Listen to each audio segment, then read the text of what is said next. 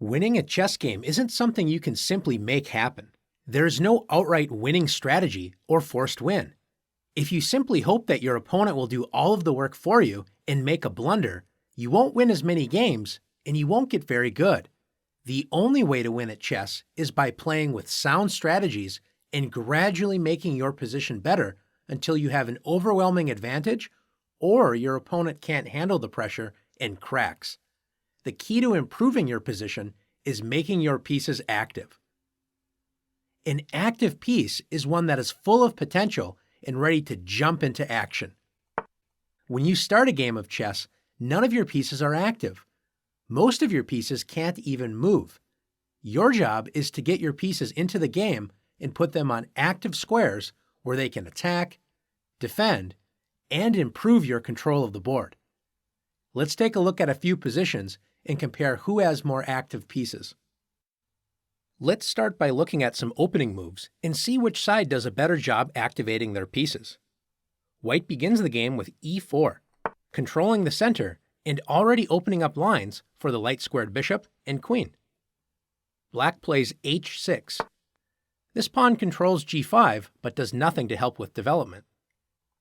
White plays knight f3. The knight activates toward the center, controlling the d4 and e5 central squares. Black plays knight a6, developing a piece, but unlike White's last knight move to f3, Black's knight on a6 does not control the center and only controls 4 squares, b4, c5, c7, and b8. Let's compare that to the knight on f3. 1, 2, 3, 4, 5, 6, 7, 8.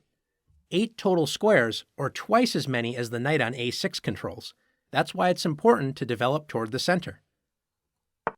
White follows this advice with bishop to c4, controlling the center and placing pressure on Black's weakest point, the f7 square. Notice White is ready to castle on the very next turn. Black plays h5, moving the h-pawn for a second time, which does not control any central squares and wastes time that could have been used to develop a piece. White castles the king to safety and brings the rook toward the center. Black places a second knight to the edge of the board, reducing its square control again to only 4 squares, just like the knight on a6. White activates the rook with rook e1. The rook enjoys open lines in the center of the board. Notice the rook can help support the e-pawn's advance up the board in the future. Taking a look at White's position, you can notice that White has placed a pawn in the center, has developed pieces to active squares that help control the center, and White has also castled the king to safety. Black, on the other hand, does not control any of the key central squares, has 2 knights on the edge of the board, and Black has not moved any pawns that would allow the bishops and queen to enter the game. White's position is far more active. Let's take a look at another position. Take a moment and compare White and Black's pieces. Which side has more active pieces, White or Black? Let's first look at White's pieces. Notice that White has 3 pieces in Black's territory, the bishop on f6, the knight on d6, and the rook on c7. All of these pieces are very active. The bishop on f6 controls a lot of key squares right in front of Black's king, and notice the bishop controls the entire a1 to h8 diagonal. This bishop also controls h4 to d8, controlling a lot of dark squares right in Black's territory. The knight on d6 is excellently placed. It's putting pressure on f7, b7, and the bishop on c8. Notice White's rook on c7 is doing the same thing, pressurizing all 3 of these targets as well. The only piece that's not in Black's territory is the rook on d1, and it enjoys a lot of open squares and also protects the knight on d6. Let's compare that with Black's pieces. Black has no pieces in White's territory, and notice Black has 3 pieces still on the 8th rank. The rook on a8, the bishop on c8, and the rook on f8. The only piece not on the back rank is the knight on h6, stuck in the corner. Notice the knight cannot move to f5 or g4 because White has pawns that would capture that knight. Black's pieces are basically paralyzed. Take a look at the light-squared bishop on c8. It has one square, d7, and it's already protected by the white rook.